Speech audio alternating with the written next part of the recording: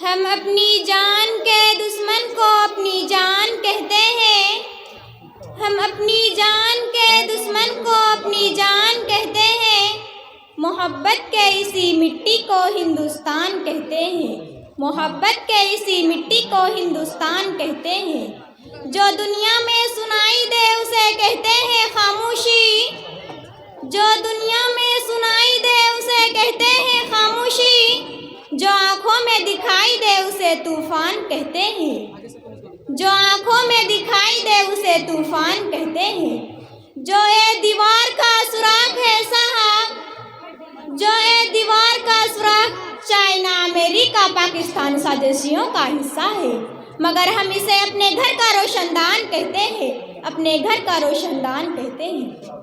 प्राण सम्मान्य निर्णायक मंडल के सदस्यों, सभा में उपस्थित सभी गणमान्य व्यक्ति, मैं मुस्कान खातून देश प्रेम और राष्ट्र निर्माण के उपलक्ष्य पर अपनी कुछ विचार साझा करना चाहूँगी।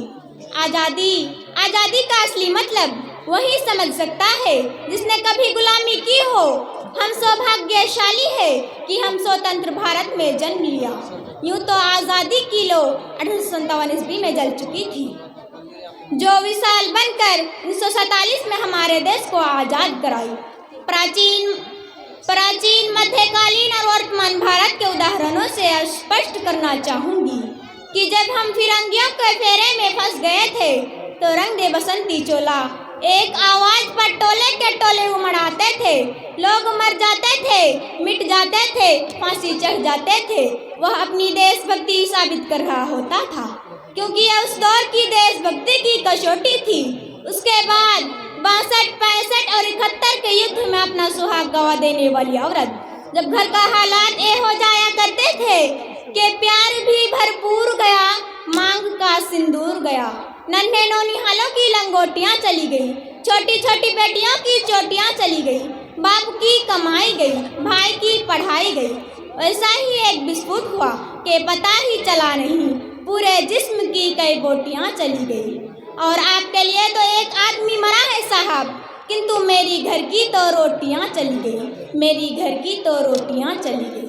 वाले हालात पैदा हो जाने के बावजूद भी एक माँ अपनी बेटे की सरहद पर दुश्मनों की धज्जियाँ उड़ाने के लिए भेज देती थी और उसे पत्र लिखा कर भेजा करती थी कि अम्मा ने खत लिखा है बड़े चाव से, कि अम्मा ने खत लिखा है बड़े चाव से, पुत्र मेरे ना घबरा जाना, एक इंच भी पीछे ना हटना, चाहे इंच इंच कट जाना, चाहे इंच इंच कट जाना। इस तरह से पूरा परिवार अपनी देशभक्ति साबित कर रहा होता था। तब देश बलिदान मांगता था, तब देश लड़ जाने को कहता था, तब देश मर जाने, मिट जाने, फांसी चढ़ जाने को कहता था। किंतु आज देश लड़ जाने को नहीं कहता, आज देश मर जाने, मिट जाने, फांसी चढ़ जाने को नहीं कहता, बल्कि मेरे विचारों में यदि कोई व्यक्ति अपना काम पूरी मेहनत और पूरी लगन से, वही सबसे बड़ा देश है।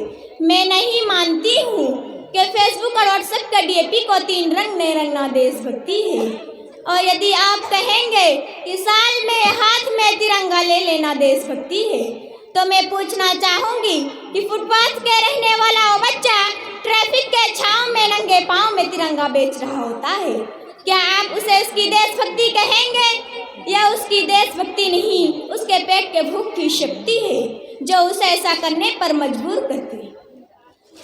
क्योंकि ना मस्जिद को जानते हैं, ना शिवाला को जानते हैं, ना मस्जिद को जानते हैं, ना शिवाला को जानते हैं। पेट के भूख होती है ना वो सिर्फ भोजन देने वालों को जानते हैं, वो सिर्फ भोजन के निवालों को जानते हैं। हमारी सच्ची देशभक्ति ताकि हर देशद्रोही ये समझ सके, अगर तू परिंदा तो ये आसमान तेरा, अगर तू दरिंदा तो ये शामशान तेरा है। भाईचारे से रहना है तो रह इस जमी पर, वरना एक कब्र भी तेरी है और ये शामशान भी तेरा है।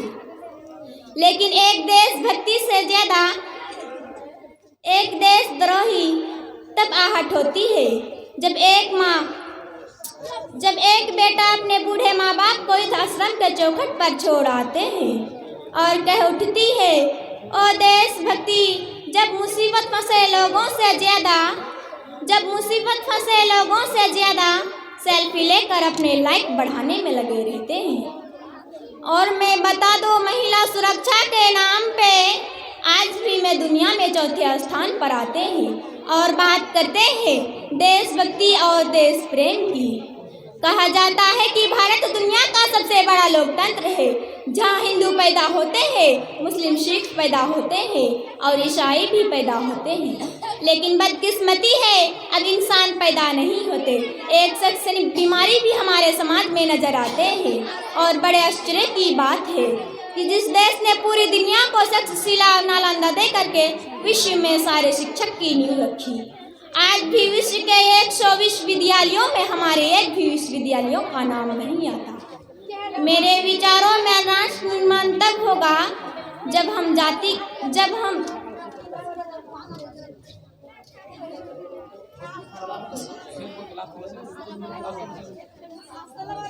आखिर में मैं अपनी बातों को इन बातों से संपन्न करना चाहूँगी।